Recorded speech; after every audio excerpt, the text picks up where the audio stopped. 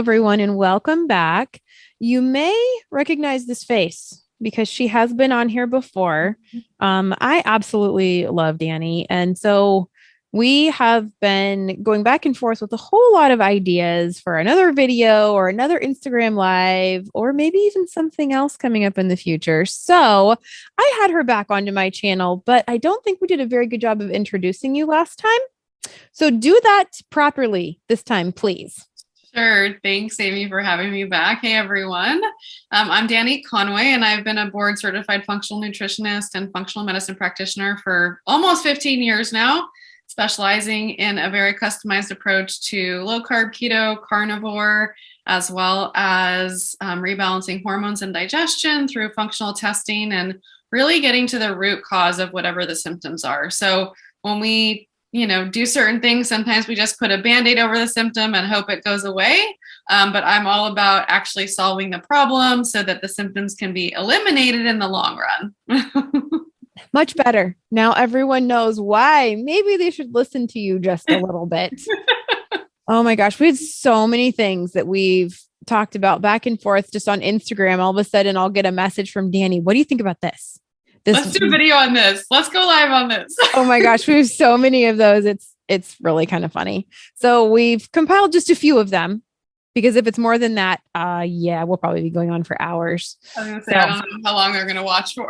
Oh my gosh. I know, before we lose people's attention, but hopefully we're semi-entertaining for a little while. So I think I'm going to start with, let me see. We're going to go with my favorite. If I eat carnivore, it's going to fix everything, right? I love this question. So, the reality is that eating carnivore fixes a lot of things for so many people. So I think it's important to really bring that to light. It's the best elimination diet that we can do. It eliminates all of the toxic plants and a lot of very reactive foods from our diet, basically, and really gives the body a chance to heal, reduce inflammation, blood sugar balance, like so many benefits. And there are a percentage of people that will go carnivore and have some results, but maybe they don't lose all of the weight that they want, or maybe they don't lose weight right away or for a while, or maybe they gain a little bit of weight for the first couple of months, which is, very common. We don't, and it's not super popular because people think, oh, I'm going to eat this new way, I'm going to lose all this weight, and then they might gain weight. So there's a lot of reasons why each of those things can happen. So, I don't want to say it's not the end all be all kind of thing. I think it's important to just realize that there could be stuff going on underneath the surface or subclinically, so to speak, that could be contributing to a lack of results or weight loss plateau kind of thing. Yeah. Even the simplest explanation I have for people is it can't fix type 1 diabetes. It can't fix everything. Some of it depends on how damaged you are. Some things just can't be fixed. Yeah, how damaged you are, definitely. How long somebody's been sick for. And so then, we got to look at like how long someone has had hormone imbalances, digestive issues, things that have been diagnosed as a medical condition, and then how long they've actually been implementing carnivore.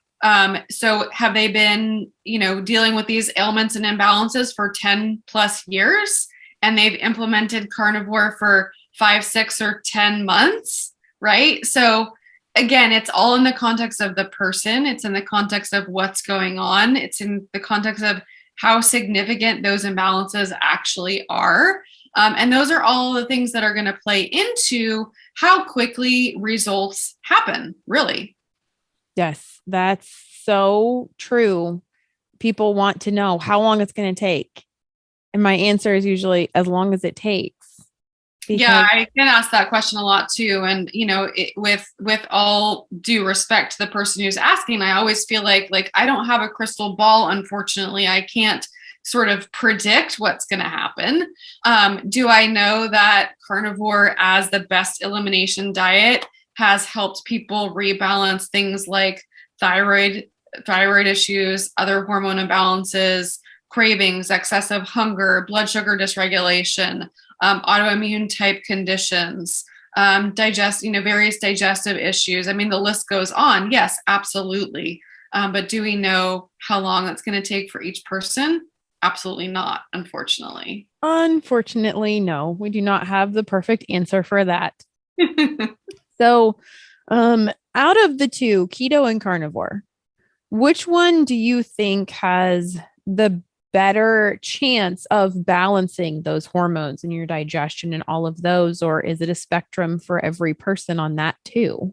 Yeah, I think it's a spectrum because first and foremost, you have a group of people, so to speak, that have done keto and had amazing results.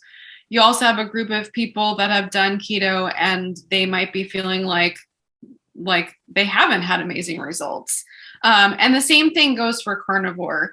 And so that's sort of, a lot of times what leads people from keto into carnivore. But that being said, in my practice and in my experience with working with so many clients over the years, is that many times how someone thinks they're doing keto correctly is not actually the best way of doing keto. And honestly, the same goes for carnivore, because even though carnivore is animal-based proteins, animal-based fats, no plants, seems pretty straightforward, there are still a lot of nuances within each way of eating that can be adjusted for each person, again, depending on everything from their current health status, from hormone balance, what their symptoms are, digestive imbalances, what their activity level is, so many different things. Yeah, your fat to protein ratio and whether or not you're eating enough. Oh my cow. That was my biggest problem with carnivore. When I went super strict carnivore, because, my name is Carnivore's Angel. Mm-hmm. I'm the angel in that equation. I am not the carnivore. Richard is more the carnivore than anybody in this family. Right. And when I tried strict carnivore, whether it was high fat or low fat, high protein, I tried it a bunch of different ways. I got to a point where my body physically could not swallow the next bite of meat. So significant, like severe aversion kind of thing. Severe meat aversions. Even it went as far as egg aversion, and even the cheese was hard. I didn't even want the cheese, like none of it. That's hard. And so for me, I figured out I was eating 600, 700 calories a day because that's all I could choke down before I was literally in tears. And it was like, this is not sustainable for me at all. It's not healthy. Yeah. So, and I see the under eating thing happen on keto and on carnivore. And kind of as a side note, we can come back to the meat aversion in a second. But as a side note, a lot of times, because I kind of briefly mentioned thyroid issues. Mm-hmm. And it's very common that low carb dieting, so whatever the spectrum is, keto, carnivore, often very much gets blamed, so to speak, for thyroid issues and hormone imbalances. But what it really comes down to, after, again, working with hundreds of people in the last 15 years, is under eating is much, much, much more at play as the root cause of these problems than the actual way of eating itself. And then we come into under eating, then we come into over fasting, then we get into what happens with our metabolism and the slowing down of our metabolic rate with all of these things. And it's like a big cascade of problems. But yet then people just blame the carnivore diet, the keto diet. It must be the low carb approach that is at fault for the thyroid issues or whatever the problem is. Really. Which is like 100%. Like that was my problem, was the under eating. And Richard would come to me. He'd be like, "What did you eat today?" I think I had like 2 eggs and I was going to have a chicken thigh in a little bit. He's like, "It's 7:30 at night." Oh my gosh. He's like, this is not okay. He was like, I don't care what you have to do, but you have to find a way to eat more. So for me, it was a simple step to go back to the keto sauces and like the PSMF bread to try to get your appetite up again. Yes. For sure. I needed that stuff. And so I brought back in the sauces and I brought back in, the protein sparing bread. And so that is what I did to get back up to eating more calories. I did not go back to full veggies. I cannot handle full veggies. Oh, right. I can handle cauliflower. That's it. Right. I did not include veggies. I did not go back to any other carbs, grains, fruit. So you're really more like ketovore versus like keto. Yeah. And that's what I say. I'm like 98% now carnivore. I'm 98% carnivore, and that 2% has sauces and spices and coffee. Right. And I even tried without coffee, for a good while doing the carnivore. And then I brought the coffee back in, and it didn't seem to trigger or suppress my appetite any. It was just the meat aversion was so significant that now I'm like, Yeah. So one side note too, I tend to side note a lot, right? That's good. I like the side notes. But one thing that is very common that people don't realize, so low appetite could actually be a symptom of thyroid imbalance. And it makes sense in the cascade of what happens. So when I was just talking about undereating actually being the one of the root causes of thyroid imbalance, not versus like the low carb diet itself. Is that what, as women, I mean, I didn't really tell any of my stories. So I got here because I was 65 pounds overweight on a fat-free diet, restriction dieting, low calorie, all of that stuff. So when we as women come from that history and think that we're going to start low carb, keto, or carnivore to lose weight, our mentality is still eat less, weigh less. And so with that being said, when we eat less, weigh less, and slow down our metabolic rate, and the thyroid component comes in, and then our appetite slows down, and then we're over fasting, it's like this big cascade of problems. And then we don't realize like how we actually got there. So then you have to go through the whole process of like reversing all of that. But that's anyways, I just wanted to comment on that because when we do get sucked into that low appetite, and as a former chronic yo-yo dieter, and two of my biggest complaints were excessive hunger and cravings. Like my goal in life was to never be hungry, because that was like, seemed like the best of all worlds, was like, if only I couldn't get hungry, if only I didn't get hungry, like I would be amazed. I would be able to lose weight. Like all my problems would disappear if I wasn't going to get hungry. And that's not actually the case. That was just how I felt, because cravings and hunger ran my life. But anyway, so I just thought, important points to note, especially, if women out there are struggling with some of these symptoms. And chronic undereating is seriously one of the biggest problems out there. And so that's why I brought the sauces back in and the spices back in. Cause then it made it to where I could eat more. So let's maybe clarify maybe your viewers probably already know, but I want to share this with my audience too. So when you say sauces, can you share a little bit about like what that means so people really understand that we're not talking about like, the barbecue sauce that you get at the grocery store? Absolutely. Thank you for that. Yes, I only do keto sauces. I make my own mayonnaise. And the reason I make my own mayonnaise, which I just learned how, and I'm so excited. I make my own mayonnaise because I cannot have avocado mayonnaise. My dad's actually allergic to avocados. Interesting. Okay. And when I eat them, I get severe heart palpitations and my ankles swell up to the size of my calves. Interesting. Not worth it. Do you make bacon mayo? Because I have been dying to make bacon mayo. I tried it, and I don't know if it's because the bacon grease just wasn't fresh enough or something. Oh no, I couldn't do it. I tried that. I tried the butter mayonnaise, and all of it was like, it's okay. But then again, I started to not want it. So then I wouldn't eat it. And then I was like, okay. So I went to coconut oil mayonnaise because at least it's got, the saturated fat. I was like, Yes. well, there's that. So I do the coconut oil mayonnaise. Um, then for my ketchup, we use one of the keto ketchups. And then I make my own barbecue sauce with said keto ketchup. And I use the brown swerve. And I will use it's like liquid smoke, my own chili powder. It's in one of the videos, the meatballs, I believe, is That's, the like meatball heaven or something like that. So I use that kind of barbecue sauce. Most mustard is safe. yes. But check the ingredients. I was Always, just gonna say just that. always, you have to become a label detective. Always flip it around because your favorite brand is probably at some point in time going to add something that you don't want them to, and they are not going to announce it.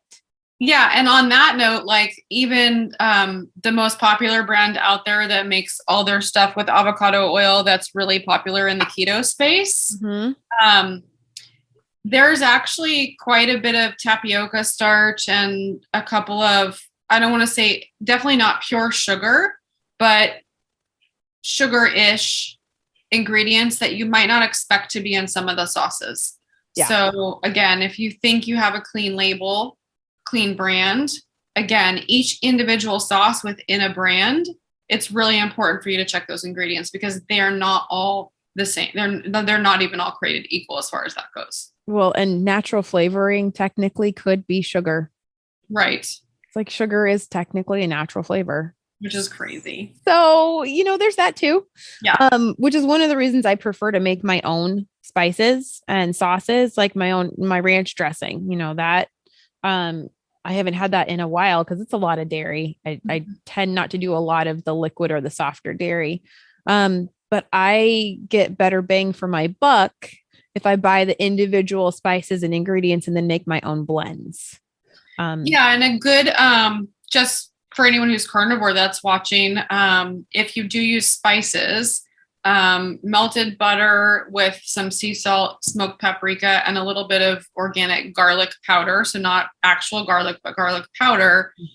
That's a good little faux barbecue flavor type sauce. You could even add some horseradish to that, making sure, again, the horseradish is free of everything except for the horseradish root and maybe vinegar. But that's a little bit of a carnivore alternative that people could try. Very nice. Yeah, I love finding the way around, finding the more natural, way of doing things to what fits you. I cannot stand horseradish and it makes me sneeze and it makes my eyes and my nose run, even if it's not like spicy. So that tells me my body does not like horseradish. Yeah, I actually used to not like horseradish. I do now. Another fun sauce, and if anyone is not doing this already, and you're carnivore people, sour cream and horseradish mixed together. It's freaking delicious if you like horseradish. Oh my gosh. I tolerate dairy. I will get there, and I love sour cream. I love it a little bit too much. Yeah. Because I'm still not, where everyone says I should be, weight wise in my little box. Yeah. Because so Richard and I just recently got the new virus that's, been with us since 2020. Not even going to say it because I don't know if that'll get me flagged. Right. So I got it. Mm-hmm. And my version of that virus is my throat's kind of sore. I can't smell the coffee. That sucks. And that's as much of that as I actually get because I have really high LDL. And as long as my LDL is over 200, that is how I fight off infections. But as soon as it's below 200, I get hit pretty hard. So I'm thinking that there's a correlation there. I know that there's studies and things coming out. So I'm excited about that. But anyways, I got that. And overnight, I gained a solid 5 pounds. And it sat there and it will not budge at all. Now, I already know I have more weight to lose. And I'm not in any hurry to rush it or whatever. I know I have more healing to do. I know that I still have hormonal imbalances. But in our financial situation right now, I can't hire Dani to help me fix everything right now. So I'm just going to have to be patient. And Well, I'm we can talk about some things that contribute to weight loss plateau if you want. I was to say, and then I also had a hysterectomy at the age of 35.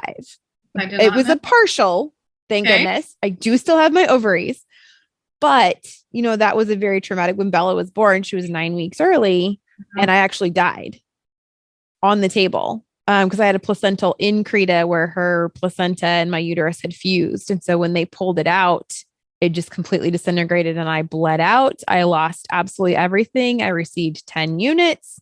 Oh my God. It was so Richard's in there watching me die on the table as I'm bleeding out, and his little 2.5 pound baby is being rushed off to the NICU. And they're like, "You're going to have to leave the room now." My poor husband. Yeah. So that was my traumatic birth story. And it's like, I don't even know what kind of messed up crap that did. Yeah. To me, so I'm this fun little puzzle of everything. But yeah, so I'm up my solid 5 pounds from my most recent infection. And it won't move. It absolutely will not move. And so now I am at this stall and this, plateau that I'm like, and like I said, I'm not going to rush it. I'm not going to push it. But how do you deal with people who are in their stalls and their plateaus, and how's that in your world? Yeah. So there's okay. So first of all, there's so many things that contribute to a weight loss plateau. That's the first thing. The second thing is that for anyone, and I get it's been like this for you for a while. And I just want to clarify, like, actual weight loss plateau for any viewers that are watching is like 8 weeks minimum or longer. So if you have, are a week of not losing weight, not seeing any changes, like, that's not a plateau. sorry, not sorry. That's not a plateau. So just keep that in mind. And it's kind of like the good news, bad news kind of thing. So the bad news is it's not a plateau. The good news is, like, there's a lot you can do, and it just is time. And it's, Rome wasn't built overnight, and it's like we start carnivore, we start keto, and we want things to show up like Amazon Prime overnight, delivered the next day. Is my body in the box that's outside that my perfect body? No, it's not. It's going to take a long time. So, okay, now that we got that out of the way. Okay. So some things that contribute to plateau. So, overeating or undereating, over fasting, sweeteners. So I know that, there are definitely people that can tolerate the sweeteners. And for a lot of people, they definitely can contribute to weight plateau. So it's important to realize that, that could be something to explore. Activity level. So if you've been doing the same type of activity level for a very long time, our bodies adapt. And so it's important to change it up. If you're not doing any strength training, that's going to be important for building muscle, to change body composition, to lose body fat. That's number one. Number two is that just from and the second part is this: if you are doing strength training, then how are you changing it up? Have you been lifting the same 5 pounds for the last 2.5 months? So the body is going to adapt. So you always want to make sure that your body is challenged. You don't always have to lift weights till failure is something that you hear a lot, but progressive lifting in what's called progressive overload fashion. So what that means is that, let's say you have a workout routine and you're doing 5 pounds the first 2 weeks. Then after the first 2 weeks, then you go to 7 pounds. And then after those weeks, you go to 10 pounds. And you basically want to make sure that you're continuing to challenge yourself. So it doesn't matter that you're not lifting 20 pounds. The challenge is relative to whatever the strength is of the person.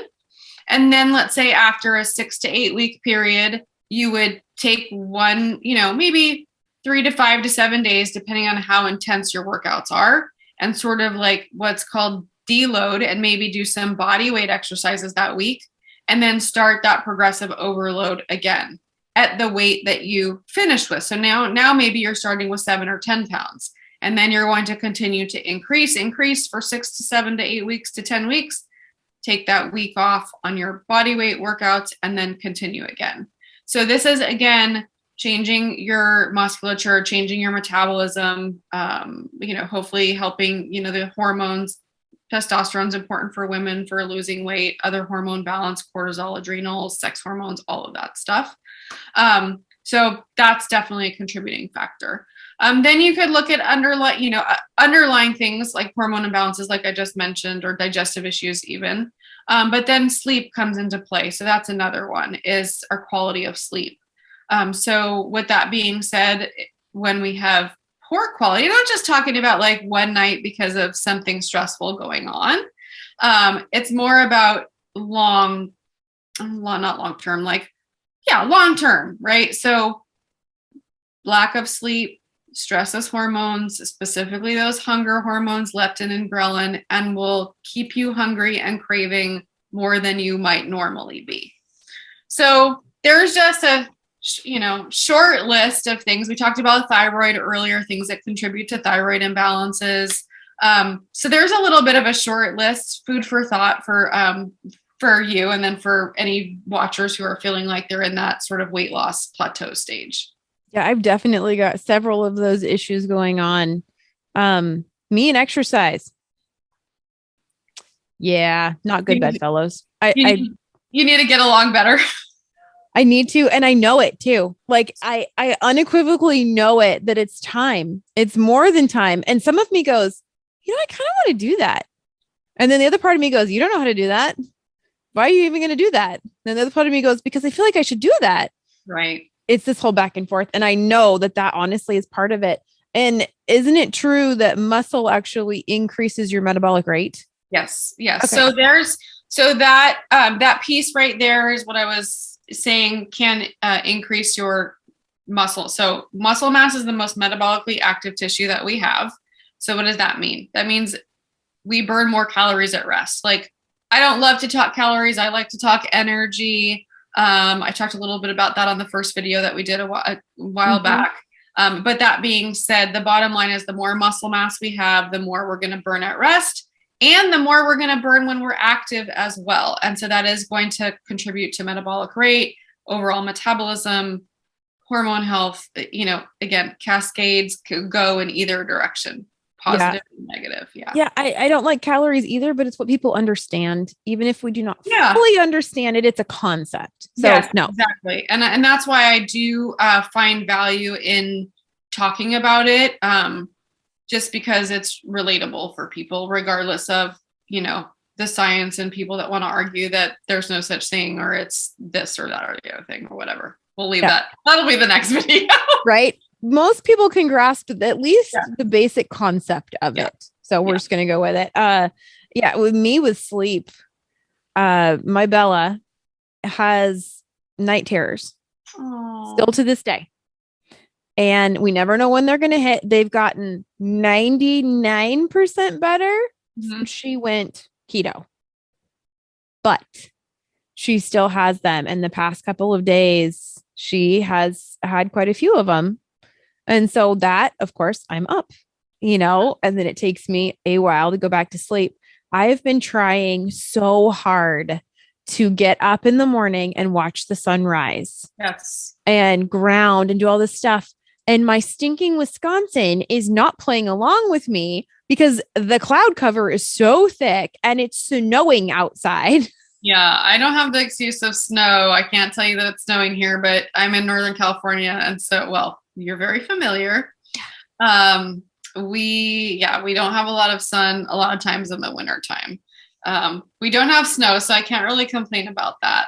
But yeah, and I think back to the sleep thing with the plateau correlation, just to mention, maybe you do this, but blue light at night, it's a huge melatonin blocker. Yes.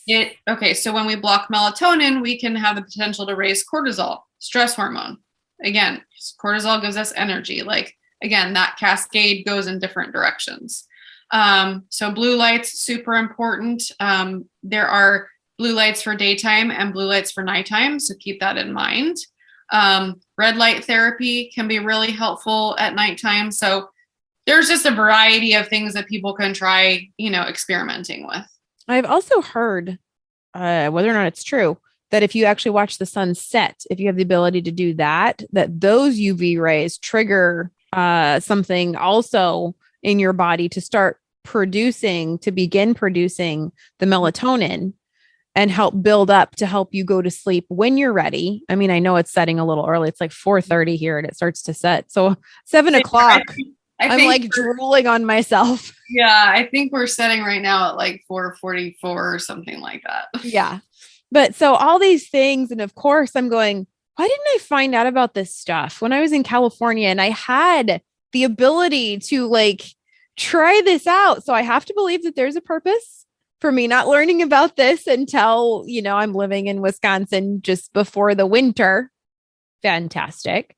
But I'm working on it. And for those who don't know, Apple products have what's called night shift. Yes. And you can go in, it's in your settings. If you just swipe it down and hit search, you can put in, maybe I'll do a screen recording and pop it up here so people can see. It's called night shift, and you can put it on from sunset to sunrise. And what it does is it puts kind of an amber hue on your phone. Yeah. And it gets rid of, and you can do it on your Mac. You can do it on your phone, or you can wear these guys. This is your other option. Right. Blue blockers. So I got these before I knew that Apple had stuff. So the blue blockers that are great for nighttime actually have red lenses. I need to get some of those. And they literally block all the blue light. And it's quite the fashion statement too. Oh yeah. So I just want to comment that because any blue light glasses are helpful. And I didn't even have the red ones the first 2 years I've been wearing blue lights. I just got the red ones recently. And they definitely do make a difference. But any blue blockers, if you're not using them, you definitely should. Yeah. So I'm learning about that. I've seen a lot of people, they're talking about the cold therapy and the grounding and the sun when it comes up and all of these things. And it really makes you realize that your health is so much more than just what you eat. Yeah. And I think it's also important, to just talk about this stuff can get overwhelming. So in the context of really trying to adapt these habits, because they should become habits, is also adapting them in a way that works for each person. So I want to say that with a little bit of a grain of sea salt, of course, because we need to go from feeling like we have to do everything to saying it's overwhelming. And then what happens? We end up not doing anything. So definitely finding a place that's a little bit challenging, but not super, super uncomfortable, is really important. Yeah. It's sustainability. Yeah. But that doesn't mean you stay in your happy place. Right. And don't push yourself, because your happy place could be, donuts and coffee from the coffee house every single day. Right. That's not sustainable. It's what got you sick in the first place, or at least contributed to it. So finding that sustainability that you can do while still challenging yourself one step at a time. So I wanted my newest endeavor to be, getting up before the sun, watching the sunrise and grounding. My timing is horrible. So I'm not going to be able to focus on that one. So it sounds like I need to start focusing on the exercise. Yeah, the movement piece is so important. Mm-hmm. And I know that too. And I know it. And Dani's here telling me I have to do it. And now I'm announcing to all of my subscribers in the world, I'm going to do it. Oh my gosh. Yay. And I'm going to be happy about it too. Richard told me the other day, he's like, we need to start exercising. And I was like, shh. I have many things on my plate right now, and that is not one of them. Oh my God, that's hilarious. It needs to be one of them. Okay. Yes, ma'am. I will do it because Dani said it. So I will do it. That's what I'm going to do. Okay.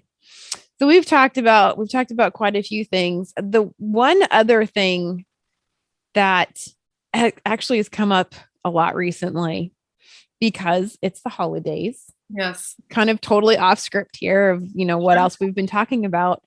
But what do you personally define as cheating on your diet? Such a great question. I think that it's important to talk about for sure. So what do I define for me? For sure. Okay. I hate the word cheating. I'm just going to put that out there right now. Me Like, too. here's the thing. Here's the expression that I like, and it's not mine. I don't even know where it came from. If I could get it right, hopefully I will. Um, cheating. If cheating actually worked, it would get you closer to your goals than further away. Except cheating actually sabotages you from your goals. Is the I reality. love that. I love I'll it. get you. I'll get you the right quote. Don't listen to what she's saying right now. This is the real one. Okay, so it basically comes down to that. Is like cheating means it would get you closer to the goals and not further away. So that being said, for sure, sugar, breads, that to me, that is, those foods aren't, I know, I always say like, I'm not going to ever, I'm not going to say that I'll never have sugar again. Um, but it makes my neck hurt. It makes my joints hurt. It, I will like cry the next day. Like it makes me super emotional and lame the next day. Like can't focus, foggy, all of that. So that being said, and then as far as breads go, like real breads, I have a non-celiac gluten sensitivity. So things that used to be my favorite foods like sourdough and fried calamari, like those aren't even an option for me to think about because if I consume a thumbnail size amount of gluten, that's going to affect my digestion and my immune system for 6 to 8 months. And I'm just not willing to take that risk. So, with that being said, if I'm going to have something that's not carnivore, it's typically a keto type dessert. My commitment actually for December is to I have a few carnivore dessert recipes that are sweetened with glycine or no sweetener at all. They're like more animal fat based, maybe with a little bit of vanilla extract. So that's my goal actually for this December is to actually make those recipes that I've had lurking in my Safari tabs in my phone for a long time that I see every time I open up and I'm like, okay. So like Donovan just when he was out the other day, he's like, do you need anything? I was like, well, okay, fine. So he picked me up some cream cheese and he picked me up a couple of ingredients and literally they're like 3 or 4 ingredient, like a cheesecake and something else.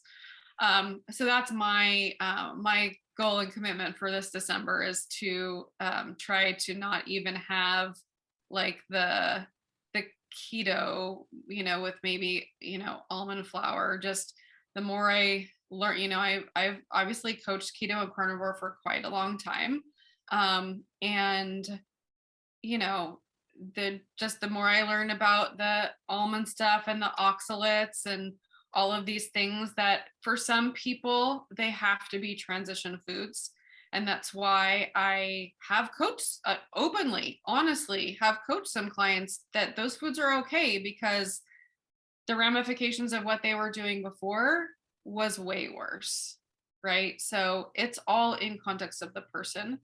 But just for that being said, for me, for December, getting back to your question about like going off plan, is really going to be about staying, carnivore basically, and then having a couple of, like trying a couple of these recipes that are zero carb, zero sweetener.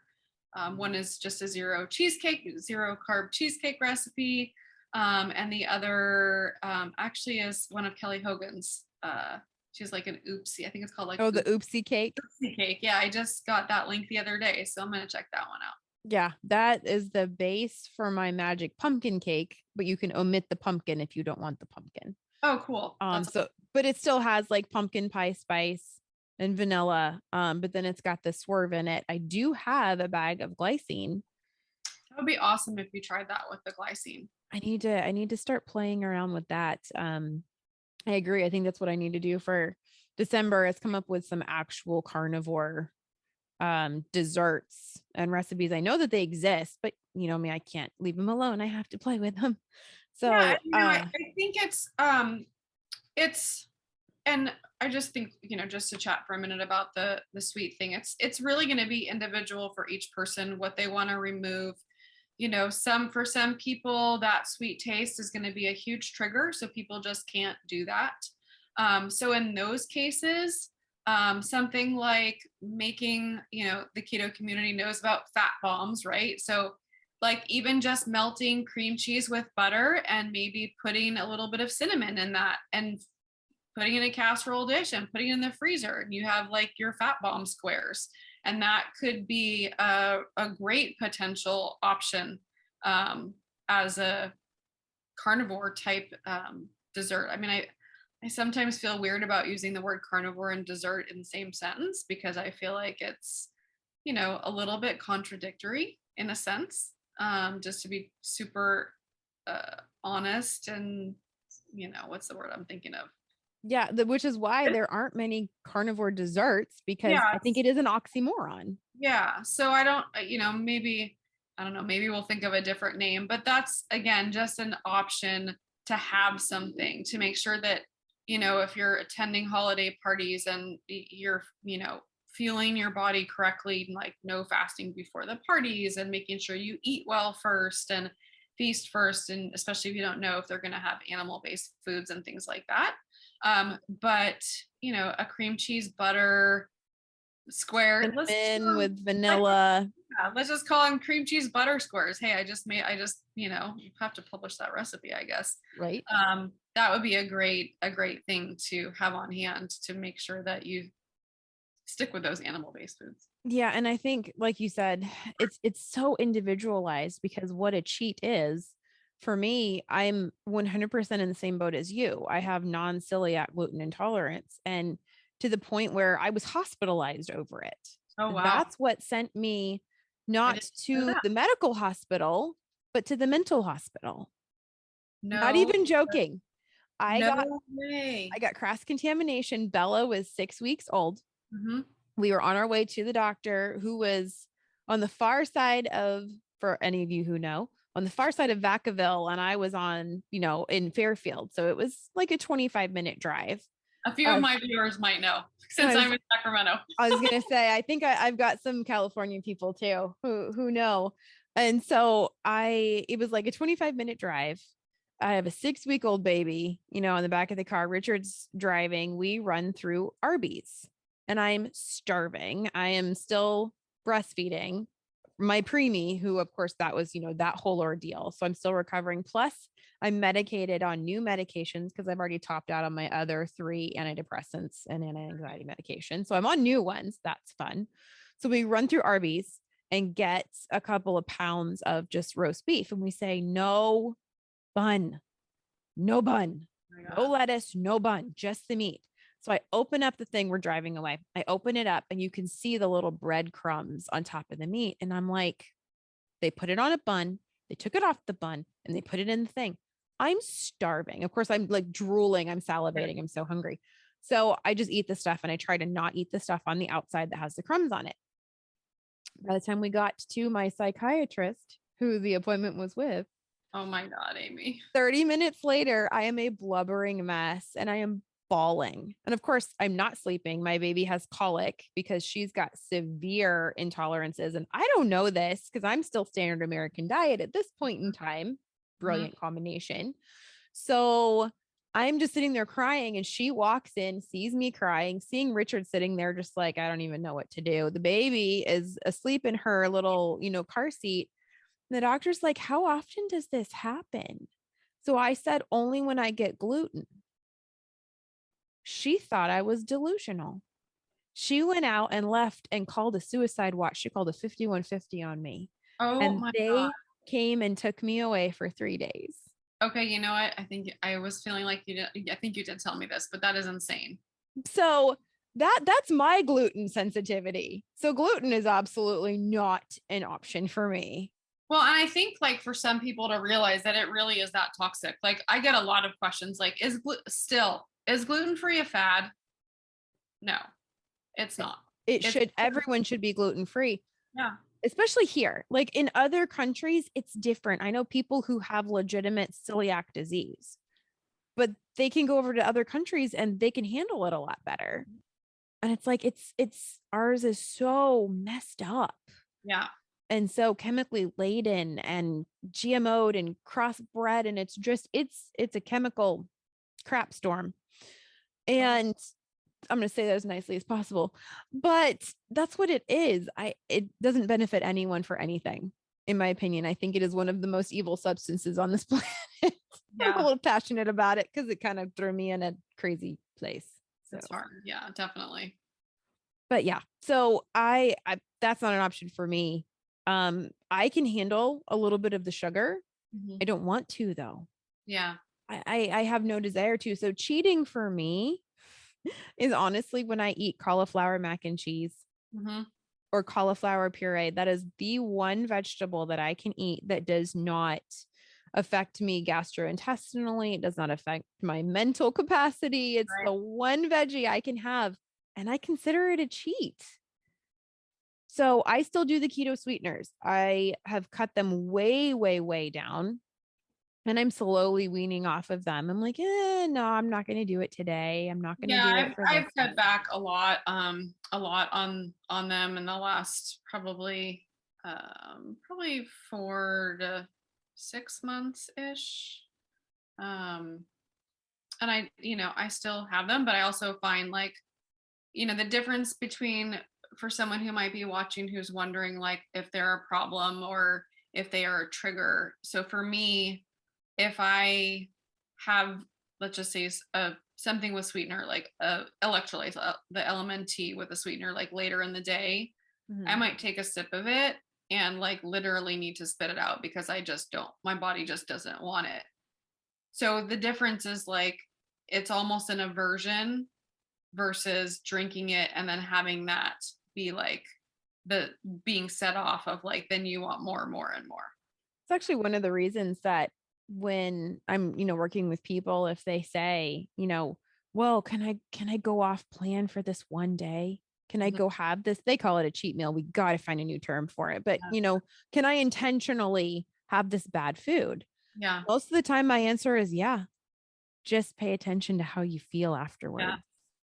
Because that is the best teacher, is that you cannot handle most people cannot handle. There's some people that they come back and they go, oh no, it was fine, but I went right back on plan.